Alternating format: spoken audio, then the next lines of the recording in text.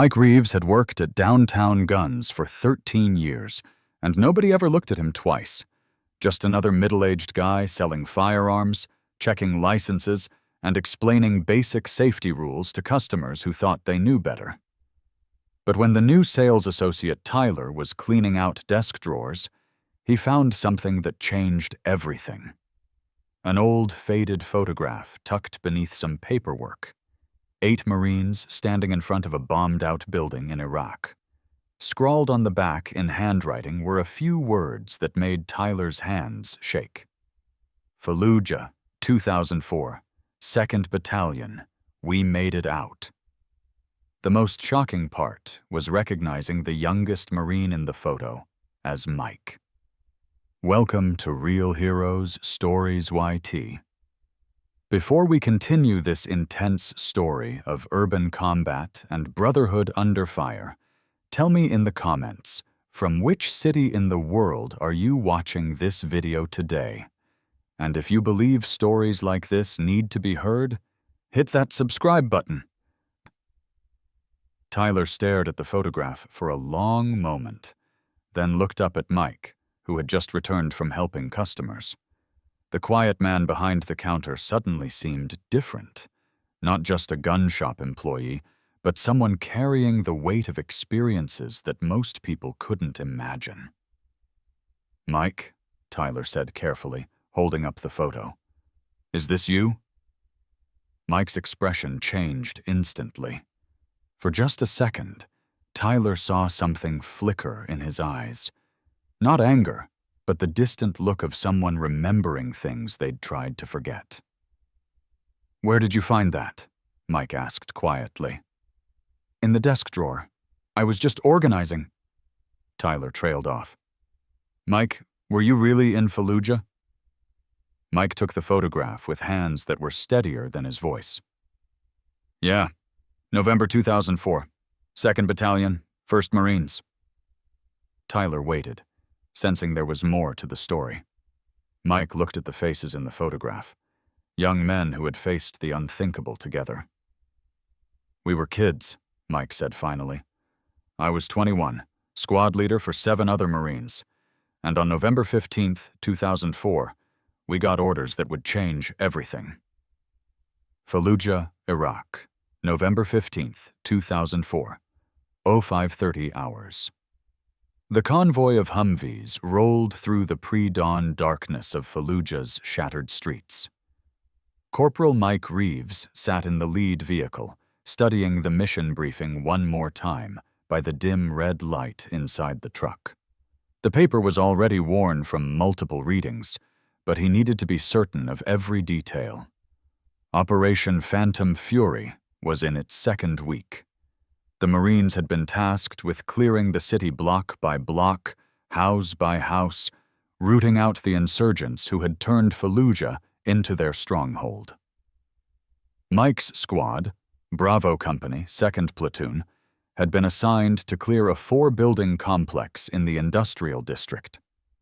Intelligence reports suggested 12 to 15 insurgents were fortified inside, along with an unknown number of civilians who hadn't been able to evacuate.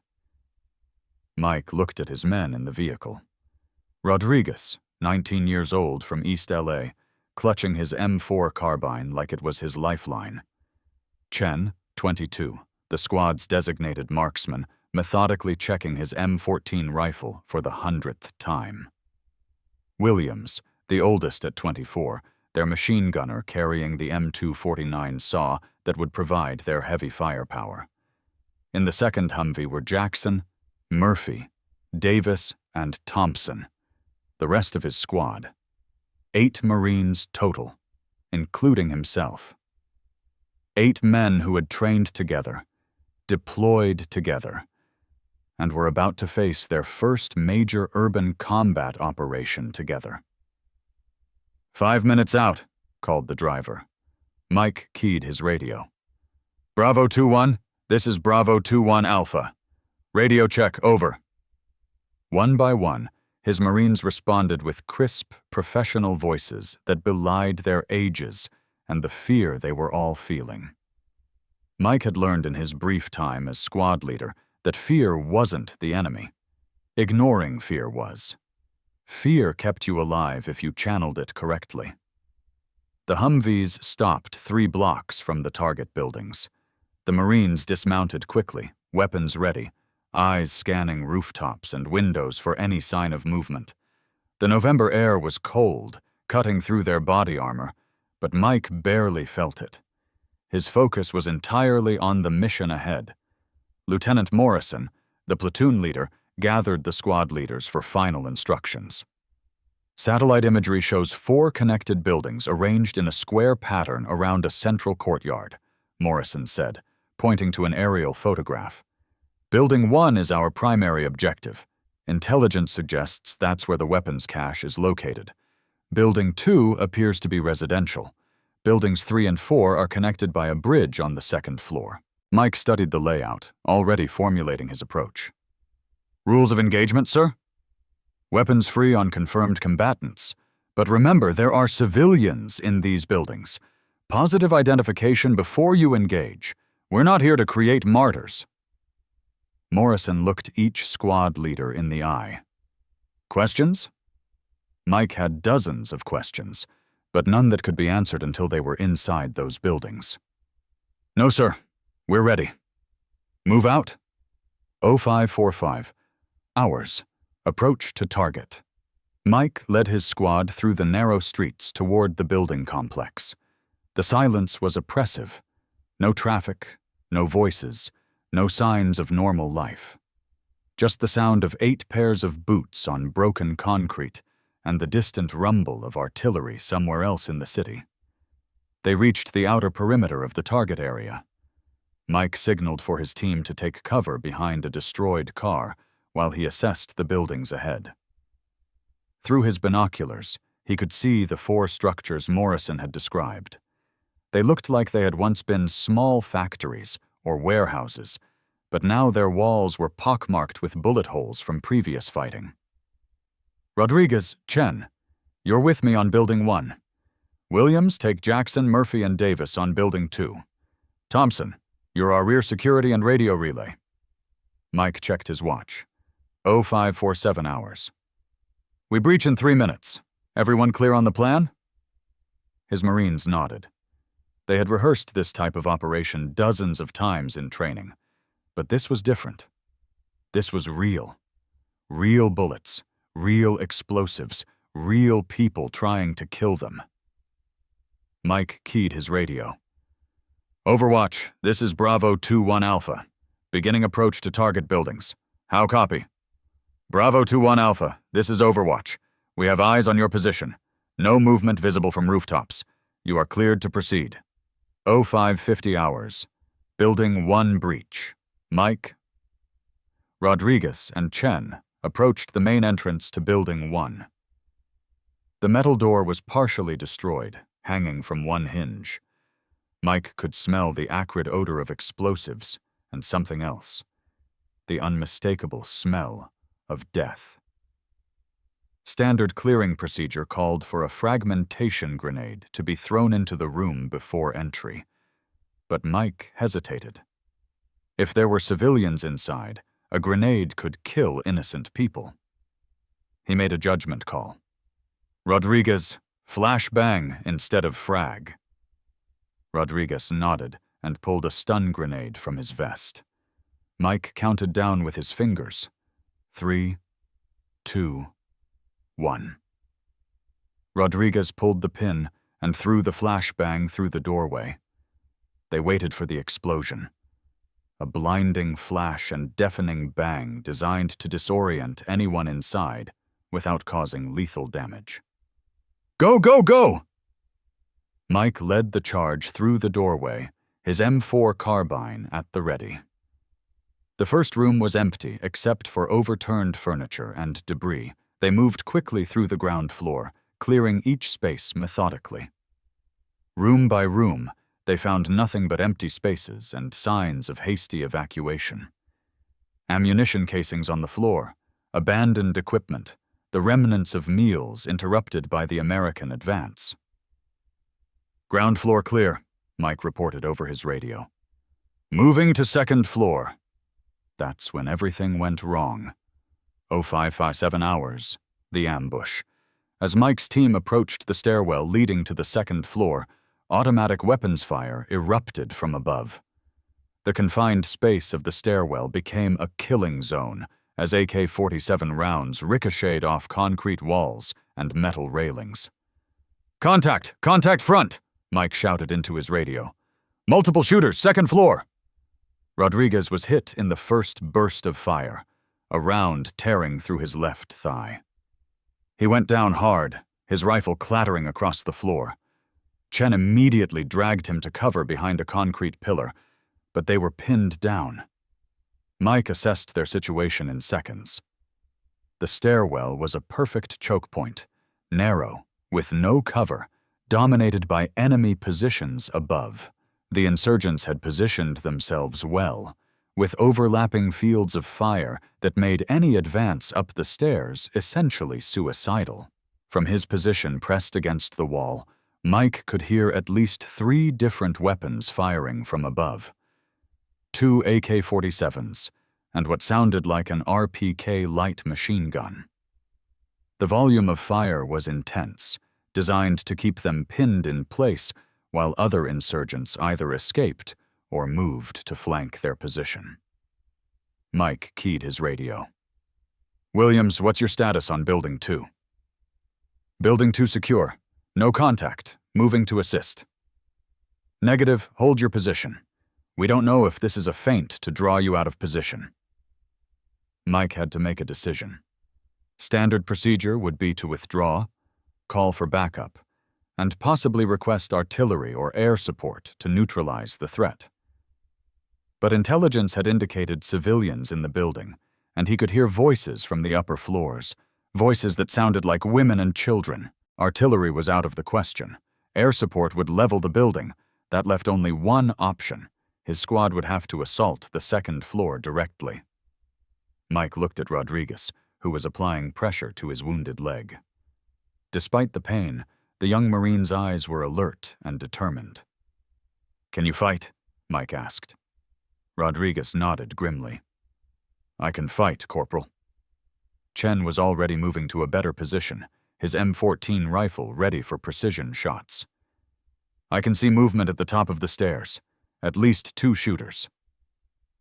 Mike formulated his plan quickly. They needed to break the stalemate, but a frontal assault up the stairs would be costly, possibly fatal. He needed to change the geometry of the engagement. "Chen, I need suppressive fire on the stairwell. Rodriguez, despite your wound, I need you to cover our withdrawal route in case this goes bad. I'm going to try something." Mike had noticed during their initial clearing that there was a damaged section of wall between Building 1 and Building 2. If he could get through that wall, he might be able to approach the insurgent positions from an unexpected angle. "Williams, I need you to move to the connecting wall between our buildings. There's a hole about 6 feet up from the ground. Can you get through it?" "Roger that, Corporal. Moving now." 0603 hours. Tactical improvisation. While Chen provided covering fire up the stairwell and Rodriguez secured their exit route, Mike made his way to the damaged wall he had spotted earlier. Williams appeared on the other side, having found the opening from Building 2. "What's the plan, Corporal?" Williams asked, his M249 machine gun ready. "We're going to flank them. You come through that hole, we move to the back stairwell in Building 2, go up to the second floor, and hit them from behind while Chen keeps them focused on the front stairs." It was risky, dividing his already small force, moving through unfamiliar terrain, relying on timing and coordination under fire. But it was better than a frontal assault that would certainly result in casualties. Williams squeezed through the hole in the wall, landing heavily on the debris-covered floor. Together, Mike and Williams moved quickly through Building 1 toward the rear connection to Building 2. As they moved, Mike could hear the firefight continuing above them. Chen's M14 was firing in controlled bursts, answered by the chatter of AK-47s. The insurgents were still focused on the front stairwell, apparently unaware that Marines were maneuvering to flank them. Mike and Williams reached the rear of Building 1 and found the connecting passage to Building 2. It was partially collapsed, but passable. They climbed over rubble and twisted metal, weapons ready for any resistance. The rear stairwell in Building 2 was clear. Mike led the way up, Williams covering behind him. They reached the second floor and found themselves in a long hallway with rooms on both sides. At the far end of the hallway, they could see an opening that led to the bridge connecting Buildings 2 and 3. Through that opening, Mike could see muzzle flashes from the insurgent positions. They were firing down into Building 1, completely focused on the Marines below, unaware that they were about to be attacked from behind. Mike signaled to Williams. 3 insurgents visible, 2 with AK-47s, 1 with the machine gun. Williams nodded and prepared his M249 for close quarters combat. 0608 hours, the flanking attack. Mike keyed his radio one last time before initiating the assault. Chen, Rodriguez, in 30 seconds I need you to increase your rate of fire. Make them think you're preparing to assault up the stairs. Roger, Corporal. Mike counted down from 30, then gave Williams the signal. They moved quickly down the hallway toward the insurgent positions, their boots making almost no sound on the debris-covered floor. When they reached the opening to the connecting bridge, Mike could see the insurgents clearly. 3 men in civilian clothes, positioned behind makeshift barricades, completely focused on the stairwell below. They had no idea death was approaching from behind. Mike raised his M4 carbine. Williams positioned his machine gun for maximum effect. The range was less than 20 yards. Impossible to miss. Open fire! The hallway erupted in gunfire. Mike's carbine barked repeatedly, his shots carefully aimed at center mass of the nearest insurgent. Williams opened up with the M249, the heavy machine gun rounds devastating at close range. The first insurgent went down immediately, hit by multiple rounds from both Marines. The second spun around, trying to bring his AK-47 to bear on this new threat, but Mike was faster. 2 rounds to the chest, 1 to the head. The insurgent collapsed. The third insurgent, the one with the RPK machine gun, managed to turn and fire a burst in their direction before Williams's M249 cut him down. The insurgent's rounds went high, shattering concrete above Mike's head, but causing no casualties. In less than 10 seconds, the engagement was over. The second floor of Building 1 was silent, except for the ringing in Mike's ears from the gunfire in the enclosed space. Building 1, second floor secure, Mike reported over his radio. 3 insurgents down, no friendly casualties. But even as he spoke, Mike could hear movement from the floors above. The engagement wasn't over. It was just beginning. 0612 hours. Building 3. Contact. As Mike and Williams moved to link up with Chen and Rodriguez, automatic weapons fire erupted from Building 3. This time it was heavier, more sustained, and it was directed at both Buildings 1 and 2. Contact! Building 3! Chen's voice crackled over the radio. Multiple shooters. Appears to be squad-sized element. Mike moved to a window facing Building 3 and assessed the new threat. Through the broken glass, he could see muzzle flashes from at least 6 different positions in the third building. The insurgents had apparently withdrawn from Buildings 1 and 2 to make a stand in Building 3, which offered better fields of fire and more defensive positions. Williams, get on that machine gun and suppress Building 3. Chen, Rodriguez, move to the second floor and find positions to provide sniper support. Mike studied Building 3 through his binoculars. It was a 3-story structure with multiple windows on each floor. The insurgents had positioned themselves to cover all approaches, and they had the high ground advantage from the third floor. A frontal assault across the open courtyard would be suicide. The insurgents would cut down his Marines before they could reach the building. But Mike noticed something in his tactical assessment. Building 4, which was connected to Building 3 by the bridge on the second floor, appeared to be unoccupied. "Change of plans," Mike announced over his radio. "We're going to clear Building 4 first, then use the connecting bridge to assault Building 3 from the flank."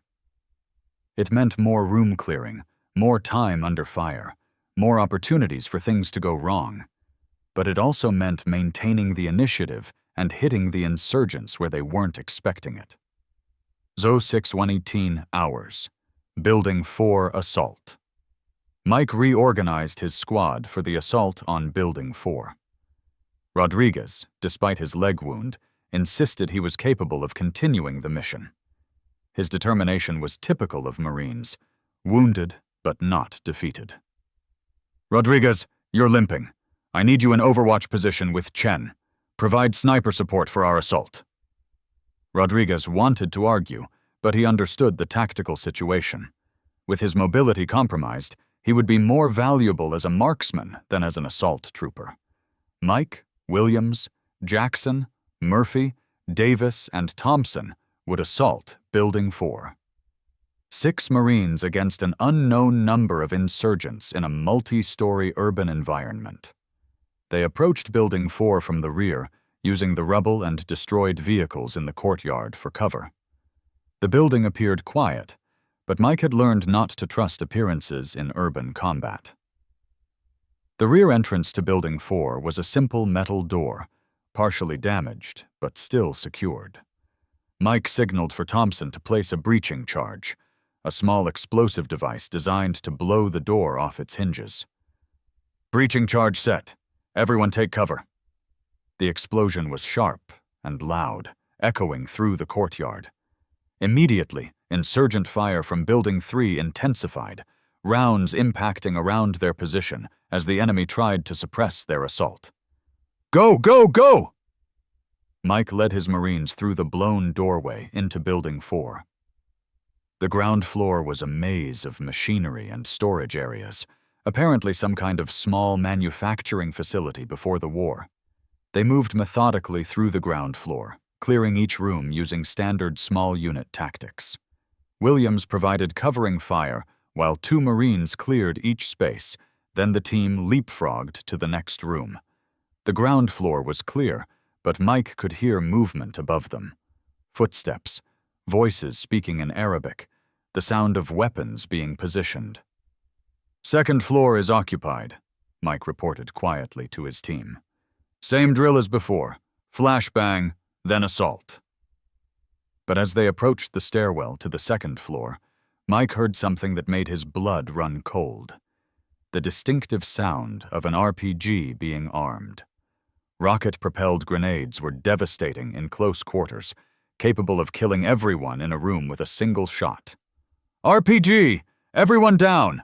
The Marines flattened themselves against walls and behind whatever cover they could find, just as the rocket-propelled grenade screamed down the stairwell. It impacted against the rear wall of the ground floor, the explosion deafening in the enclosed space. Concrete debris rained down on the Marines, and the air filled with dust and smoke. Mike's ears were ringing, but he could see that his men were still alive, still capable of fighting. "Sound off," Mike called out. One by one, his Marines reported in. Jackson had taken some shrapnel in his arm, but he was still combat effective. The others were shaken, but uninjured. "That RPG came from directly above us," Williams reported. "Second floor, probably the room right above the stairwell." Mike made another tactical decision. They couldn't assault up the stairwell directly, not with an RPG waiting for them. But Building 4 was an older structure, and Mike had noticed that some of the interior walls were damaged. "Murphy, Davis, I need you to find another way to the second floor. Look for holes in the walls, damaged areas we can exploit. We need to get above ground level, but not through that stairwell." While Murphy and Davis searched for alternative routes to the second floor, Mike coordinated with his Overwatch teams in the other buildings. "Chen, Rodriguez, can you see into Building 4, second floor?" "Negative, Corporal. The angle is wrong from our position, but we can see Building 3 clearly, and they're definitely moving around over there." Mike realized that the insurgents in Buildings 3 and 4 were probably coordinating their defense, using the connecting bridge to move between positions and mass their firepower where it was most needed. 06:25 hours. Improvised assault. Murphy found what they needed, a section of interior wall that had been damaged by previous fighting, creating a hole large enough for a Marine to climb through. The hole led to what appeared to be a storage room on the second floor. "It's tight, but we can get through," Murphy reported. Mike made his decision. "Murphy, you're first through. Clear the room, then provide security while the rest of us follow. Jackson, despite your wound, you're second. Then Davis, Thompson, Williams, and me." One by one, the Marines climbed through the hole in the wall, emerging into the storage room on the second floor of Building 4. The room was filled with machinery and boxes, providing good cover, but also limiting visibility. Through the walls, Mike could hear voices and movement. The insurgents were close, probably in the adjacent rooms, and somewhere nearby was the RPG that had nearly killed them all. Mike positioned his Marines for the room-by-room clearing that would follow. Williams with his machine gun would provide base of fire, while teams of 2 Marines cleared each space. "Remember, positive identification before you shoot. There might still be civilians in this building." Mike and Jackson approached the first door leading out of the storage room. They could hear voices on the other side, at least 2 people speaking in Arabic.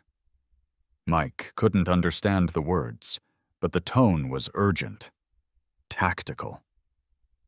Mike held up 3 fingers, then 2, then 1. On the silent count of 0, Jackson kicked open the door, and Mike rushed through, his M4 carbine ready. The room contained 2 insurgents with AK-47 rifles, positioned near windows overlooking the courtyard.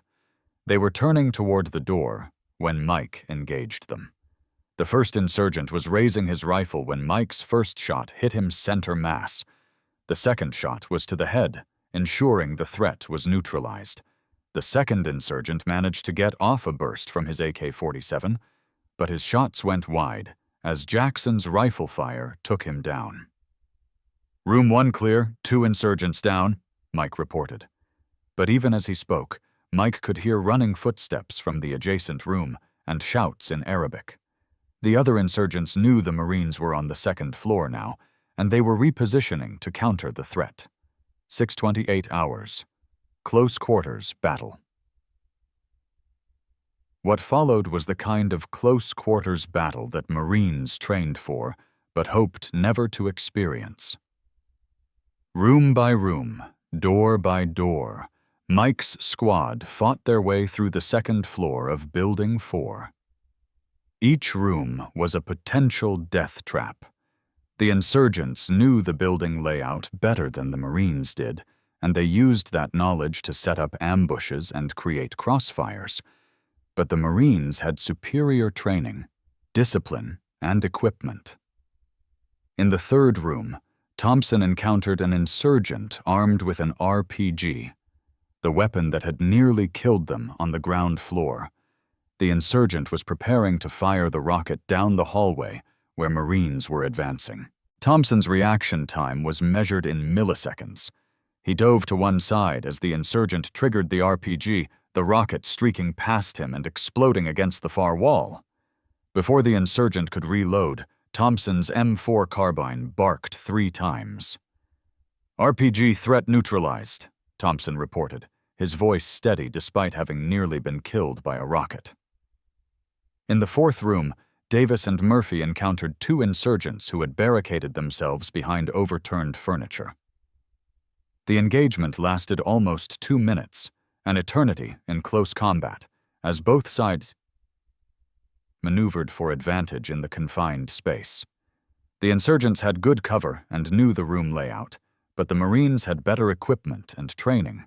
Davis used a fragmentation grenade to force the insurgents out of their position, and Murphy's accurate rifle fire ended the threat. By 06:35 hours, Building 4's second floor was secure. Mike's squad had killed 7 insurgents and found a significant weapons cache: AK-47 rifles, RPGs, ammunition, and what appeared to be materials for making improvised explosive devices. But they could still hear fighting from Building 3, and Mike knew the mission wasn't complete. 06:38 hours. The bridge assault. The bridge connecting Buildings 3 and 4 was about 20 feet long and 10 feet wide, made of concrete and steel. It offered no cover, and it was overlooked by windows from Building 3, where insurgents were certainly waiting. Crossing the bridge would be like walking into a shooting gallery, but it was the only way to complete the mission and clear the final building. Mike studied the tactical problem. The bridge was a choke point that favored the defenders, but it was also the insurgents' only escape route if they wanted to move between buildings. If Mike could control the bridge, he could prevent the insurgents from escaping and force them to fight to the end. Williams, set up your machine gun to cover the bridge. I want suppressive fire on those windows in Building 3. Chen, Rodriguez, from your position, can you provide sniper support? Roger, Corporal. We have clear shots into several windows of Building 3. Mike coordinated the assault carefully. Williams would provide suppressive fire with his M249, keeping the insurgents away from the windows. Chen and Rodriguez would engage any targets of opportunity from their overwatch position. Mike, Jackson, Murphy, Davis, and Thompson would assault across the bridge in a single rush. On my command, Williams opens fire. 5 seconds later, Overwatch engages. 5 seconds after that, Assault team moves. Everyone clear? His Marines acknowledged the plan. Mike checked his watch. 2 hours. They had been in continuous combat for almost an hour, but his men were still sharp, still ready. Execute! Williams opened fire with his machine gun, the heavy 223 rounds smashing into the windows of Building 3. Glass shattered, concrete chipped, and the insurgents inside were forced to take cover. Chen and Rodriguez began engaging targets from their sniper positions, their precision rifle fire aimed at specific windows where muzzle flashes had been seen. Assault team, go! Mike led his 4 Marines in a sprint across the bridge. 20 feet of open ground with no cover, while enemy fighters tried to kill them from multiple directions. Halfway across the bridge, an insurgent appeared in a third-floor window with an RPK machine gun. The heavy automatic weapon began firing, rounds impacting on the bridge around the running Marines. Mike felt a bullet tear through his uniform sleeve, missing his arm by inches. Behind him, Murphy grunted as shrapnel from a ricocheting round cut his face, but they kept running. They reached the entrance to Building 3 and immediately took cover. Mike could hear insurgents moving inside, shouting commands in Arabic, preparing to repel the assault. Flashbang, Mike ordered. Thompson pulled a stun grenade and threw it through the doorway. The explosion was deafening, but it was followed immediately by the Marines' assault into the building. 06:45 hours. Building 3. Final assault.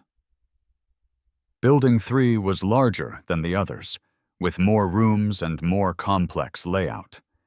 Intelligence had suggested this was where the insurgents' leadership was located and where the main weapons cache was stored. Mike's squad moved methodically through the ground floor, clearing each room with the precision that came from an hour of continuous urban combat. They had developed a rhythm, a coordination that comes only from shared danger and mutual trust. Room by room, they encountered scattered resistance, individual insurgents or pairs of fighters armed with AK-47s and occasionally RPGs or grenades. Each engagement was brief but intense, decided by split-second reactions and months of training. In one room, Jackson came face to face with an insurgent at a distance of less than 6 feet. Both men had their rifles ready. Both were experienced fighters. The engagement lasted less than 2 seconds, decided by Jackson's superior training and equipment. In another room, Davis encountered a booby trap, an improvised explosive device rigged to detonate when the door was opened. His careful observation of the door frame revealed the tripwire, and he was able to disarm the device before it could kill him and his teammates. By the time they reached the stairwell to the second floor, Mike's squad had killed 4 more insurgents and suffered no additional casualties. But Mike could hear movement above them, and he knew the hardest fighting was yet to come. 0652 hours.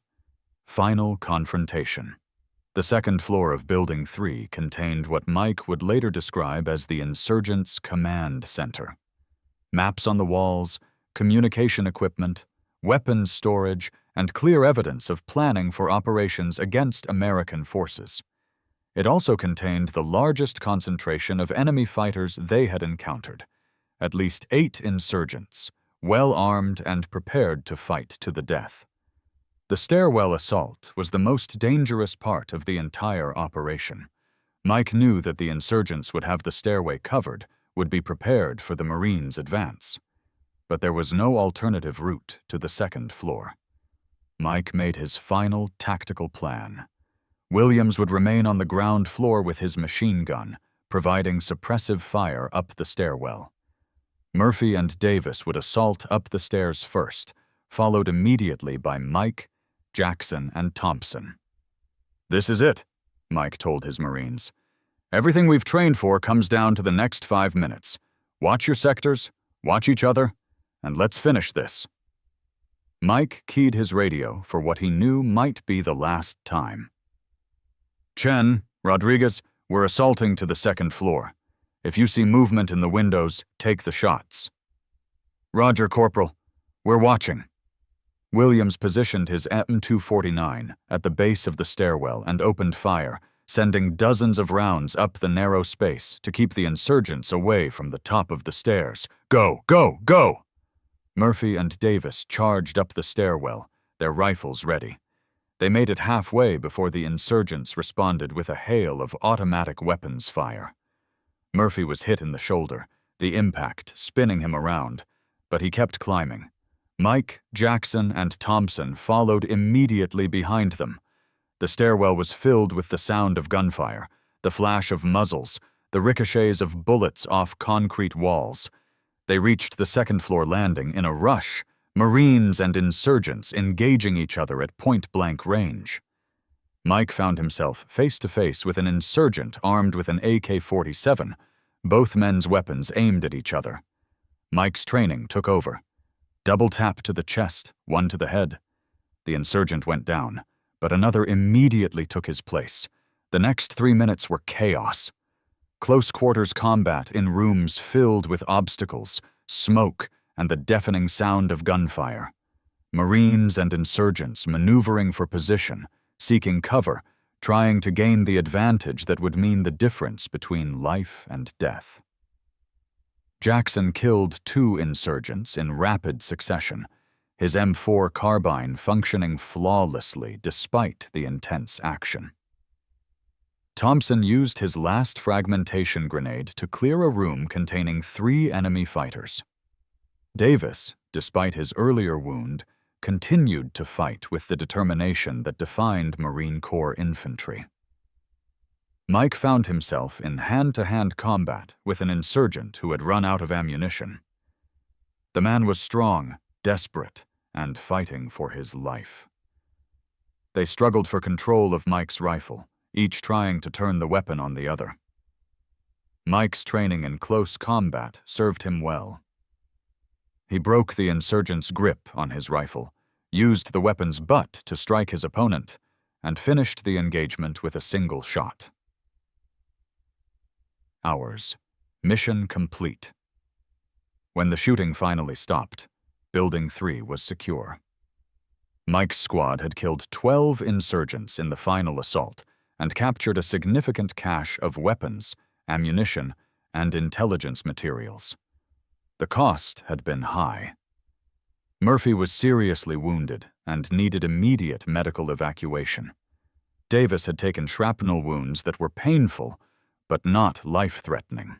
Jackson had been grazed by a bullet, but remained combat effective.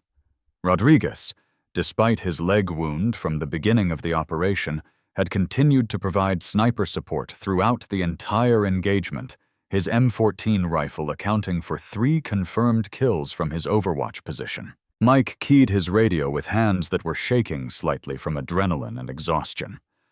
"Overwatch, this is Bravo 2-1 Alpha. Buildings 1 through 4 are secure. Mission complete. Request immediate case evac for 2 wounded Marines." "Roger, Bravo 2-1 Alpha. Outstanding work. Case evac is en route." As Mike looked around at his Marines, exhausted, wounded but alive, he felt the weight of command and the bond of brotherhood that would connect them forever. They had faced the ultimate test of combat and had not been found wanting. Chen's voice crackled over the radio. "Corporal, we count 14 insurgents down. Significant weapons cache secured. 0 civilian casualties. Not bad for a day's work." Mike looked at the photograph Thompson had taken of the squad after the battle. 8 young Marines standing in front of the building they had just cleared, their weapons ready, their faces showing the strain of combat, but also the quiet satisfaction of a mission accomplished.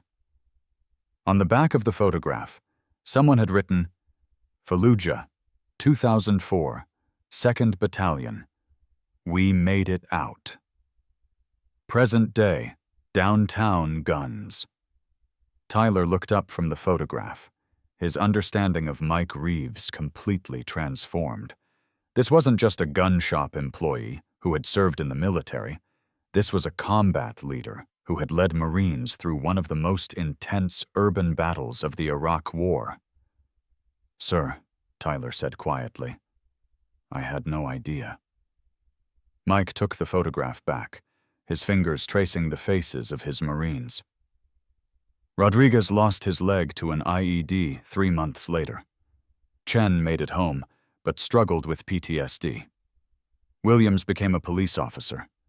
Jackson stayed in the Corps, made Sergeant Major before he retired. Tyler waited, sensing there was more. Murphy died in Afghanistan in 2007. Davis started a construction company. Thompson teaches high school now. Mike paused. "We stay in touch. We're family." "And you ended up here, selling guns?" Mike looked around the shop, at the rifles and pistols that were tools of his former trade, but now served a different purpose. "I ended up here helping people exercise their Second Amendment rights, teaching them to be safe and responsible with firearms. Different mission, same commitment to protecting people." Tyler nodded, finally understanding why Mike approached his work with such professionalism, such attention to detail, such respect for the weapons he sold every day.